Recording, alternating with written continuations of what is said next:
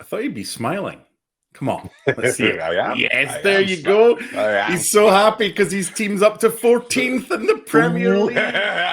Look look how out. happy Shaka Hislop is, huh? Oh boy. Hello, everybody. Hey, how you doing, man? Newcastle 2, Manchester City 1. We've had some okay games today. We've left the best until last. This was a really good game Yeah. from the neutral. The intensity I thought was great. The biggest question I've got at the end of this one, we saw 3 goals. How did we only see 3 goals in this one, Shaq? Yeah, I'm not sure. Erling Haaland missed one early on that you would have put your mortgage on for him to score. I'd have been homeless. And then Harvey Barnes had another opportunity that I would have mortgaged your house and put that mortgage on him Yep, to score. I'm He looking for pulled a it place to wide, stay. so all of a sudden we're both homeless with nowhere to Yep. watch a game. Mm-hmm. Just as well, or didn't, and because what kind of panned on from there was a really good game of football. Those are the two most glaring of the chances. Walter had a free header that um, was a good save out of Donnarumma, don't get me wrong, but so often we've seen him for both club and country from that kind of range, anywhere between 6 and 8 yards out, dead center, and by this at this level of the game, a free header, he buries those. Um, Good save by Donnarumma, but not one I think Baltimore ordinarily would have given him a chance to make the save off of. Outside of that, I just saw a really good game of football. Two very good goalkeepers, both ends. You could actually make the argument that Donnarumma was the more tested of the two. And in the end, I think Newcastle deservedly come away with all 3 points. St. James's Park under the lights. You played there many times Mhm. with the floodlights on. What makes it so special? It's loud. And the fans, it doesn't matter to the fans what the situation is. You play well, you fight hard, you chase down lost causes, they're going to respond. You could almost hear St. James's Park from Mm. where I'm sitting, just outside of Boston in the US, when when the second Harvey Barnes goal is allowed to stand after that long VAR check. When the referee pointed to the center circle, I could almost feel the pause in my hands really because I knew exactly what that St. James's Park crowd would be like in response. And that's the beauty of it. And listen, don't get me wrong, at the same time, uh, Newcastle haven't been great at home of late, but I feel in these nights when big teams come to town, that's when the fans are at their best. And indeed, I think that's when the crowd is at their best. Lost thanks to an injury time winner against Liverpool, albeit a very different Liverpool earlier this season. Lost thanks to an injury time winner against Arsenal. This time around, there was no cruel twist in that regard. Newcastle held on, but again, as I say, I'm biased. I think deservedly, but again, trying to be unbiased, I thought Donnarumma was the busier of the two goalkeepers, which suggests to me that Newcastle were fully deserving.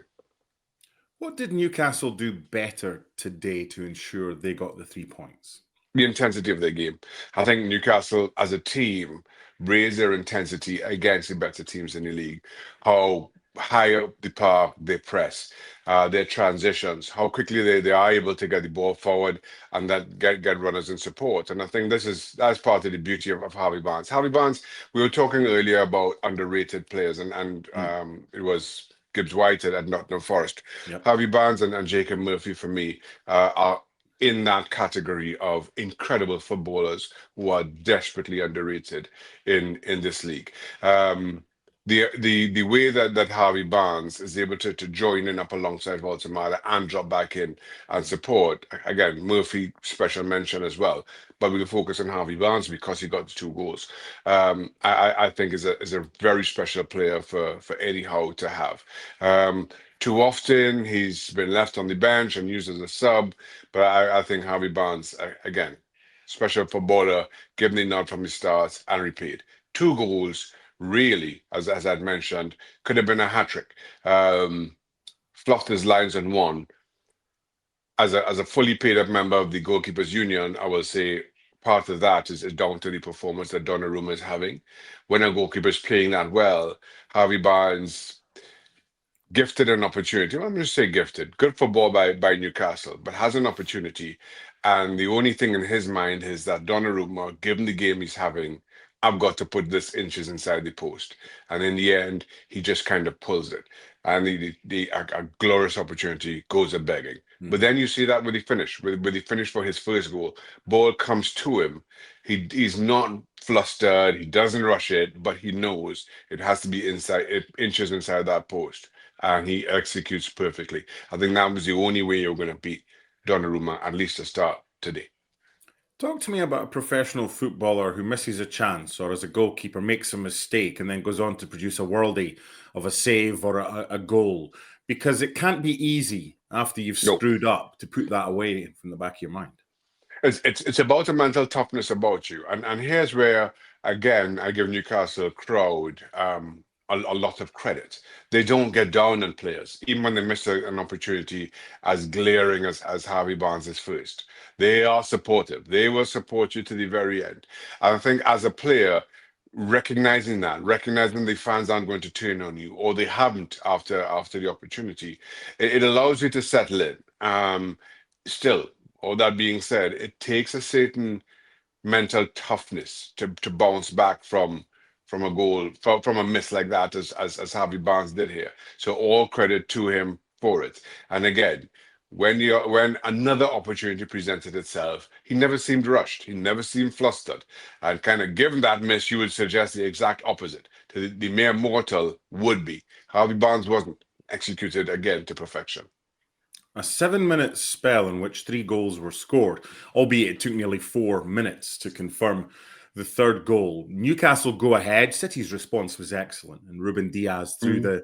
the kind of legs. It took a deflection of Fabian Schär, but Yeah. it was going in anyway.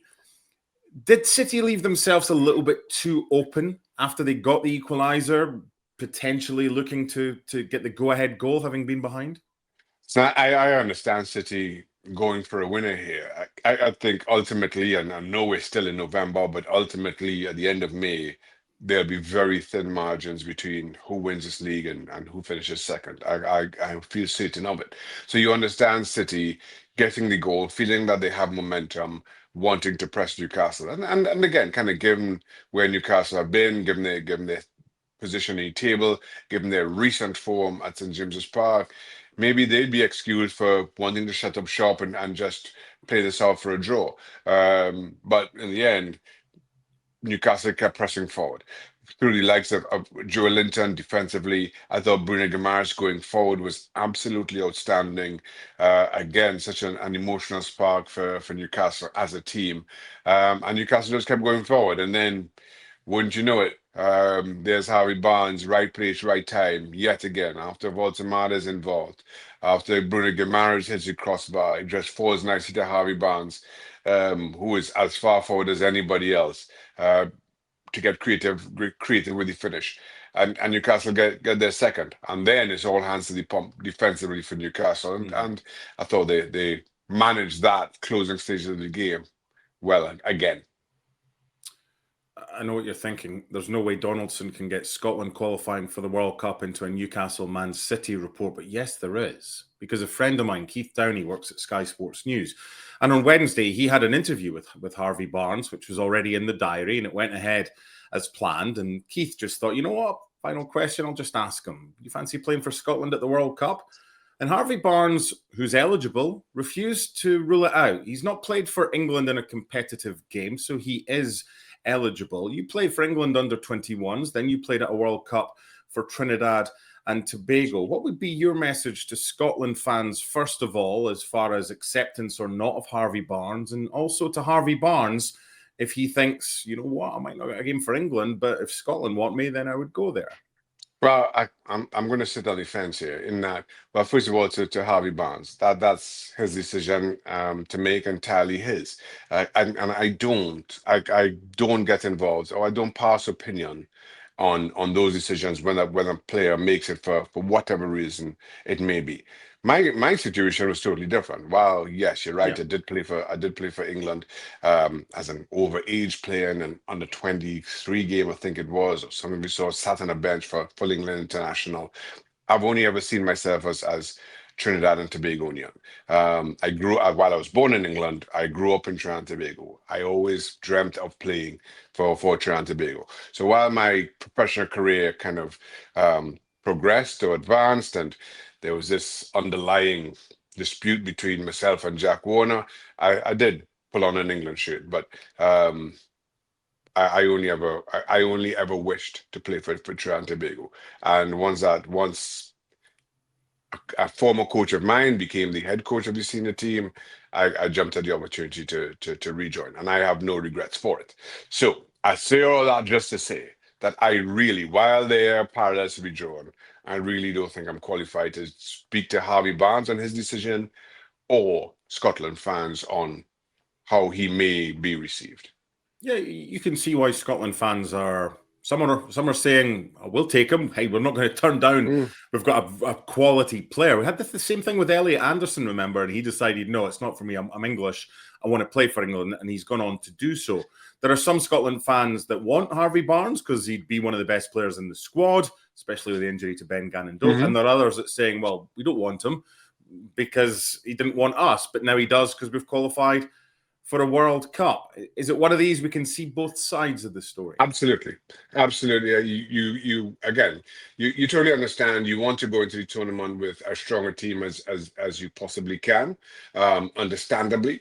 But at the same time, again, in my own experiences. So when Trinidad and Tobago qualified in 2005, before that there were a number of players who were eligible for Trinidad and Tobago, who are eligible to their parentage to play for Trinidad and Tobago who hadn't. And then all of a sudden we qualified in November 2005. They make themselves available. I actually remember we played Iceland in a friendly in February 2006, and a number of those players came and played at least part of the game in front of Leo Benaka. And in the end, Benaka went with the team that got qualified. He didn't ask any of those English-born qualifying through their parentage to join the squad. I fully applauded him for it. So again, I see both sides to this. Have some experience around one. I stand by. I don't feel I'm qualified to make that decision. But yes, I totally understand both sides of that argument, particularly the side which says this is who got us qualified. They should be rewarded. Now, earlier today, after Chelsea won at Burnley, you and I were discussing that game.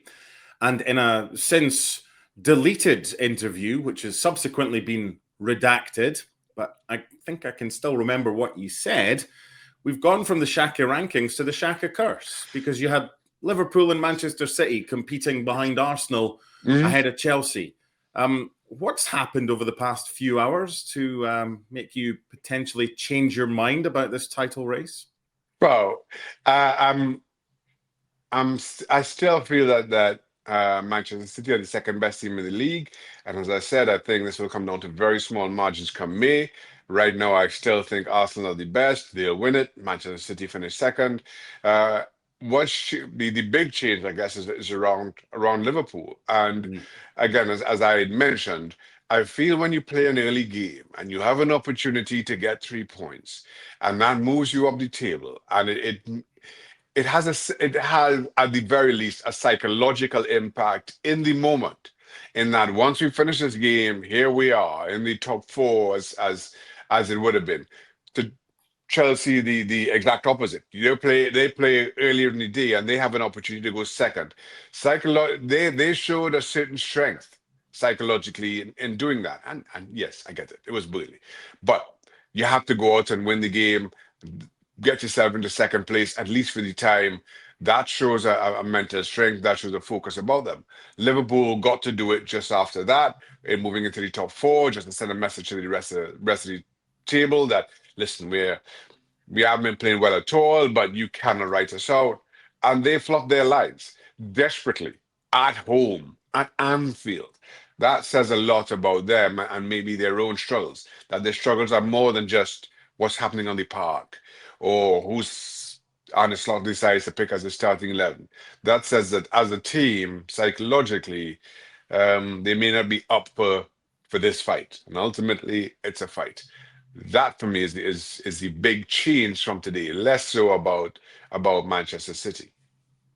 You spoke earlier, Shaka, about Newcastle, big nights under the lights, getting themselves up for games. They still have to win games against teams that might be a little bit harder Yeah, to get up for. Losing at yeah, West Ham was a shocker yeah, for them. I know they lost at home to Liverpool, lost at home to Arsenal, obviously big games, one of those things. But how do you ensure that you beat Manchester City and then you carry that same intensity into your next league game when you go to Goodison next weekend? yeah. That's The new the Everton task. Stadium. Sorry, if you go to Goodison, there'll be nobody there. Yeah, yeah. That's the task for Eddie Howe here, because games like this take care of themselves. Mm-hmm. Games like Arsenal and Liverpool, which I could sit here and argue have been Newcastle's, well, in their best three performances today included. Yeah. But out of all those three games, you've got one win and two losses to show for it. But you played incredible football.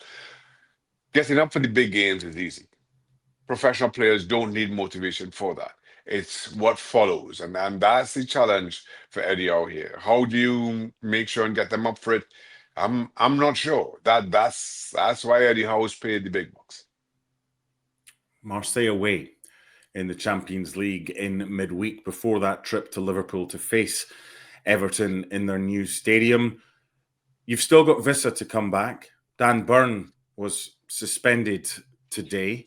You've got other players to come back from injury as well. When everybody's fit and available, and Voltamada's looking the part, Mm-hmm. Newcastle, what is their glass ceiling this season? I think Newcastle finished top six, should finish Okay. top five. I'm not sure if they squeeze into the top four. So I'm going to say anywhere fifth or sixth. I think is where I see Newcastle finishing this season. And for City, a bump in the road today, which they'll Bump in the road. cover from I like still normally do.